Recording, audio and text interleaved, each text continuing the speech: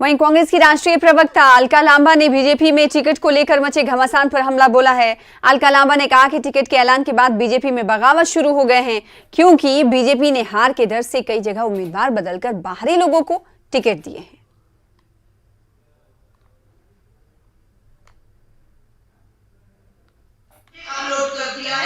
हमारा सबसे पहला है कि हर कोई पूछ रहा है स्टार कैंपेनर की सूची कब आ रही है और प्रियंका गांधी जी का क्या क्या कार्यक्रम रहेगा।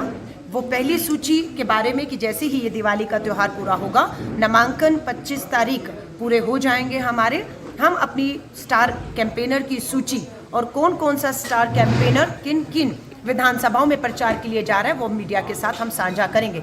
अभी तक श्रीमती प्रियंका गांधी वाड्रा जी की सोलन की ठोडो रैली पहली हो चुकी है, दूसरी मंडी में 31 अक्टूबर को होने जा रही है।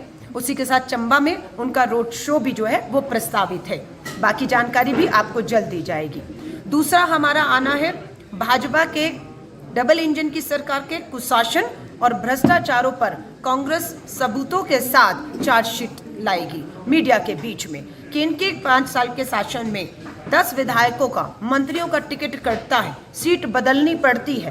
कारण यही है कि उनका कुशासन और भ्रष्टाचार, जिसका खामियाजा वहां की जनता को भुगतना पड़ा, वो हम चार्जशीट के माध्यम से लाएंगे। तीसरी सबसे महत्वपूर्ण बात है कांग्रेस का घोषणा पत्र। वो भी हम लोग, जिस तरह से आप देख रहे हैं, पूरी तैयारी हो चुकी है। जिस तरह से ये प्रक्रिया है, त्योहार है, नामांकन विड्रॉल के बाद हम अपना घोषणा पत्र भी लाने वाले हैं।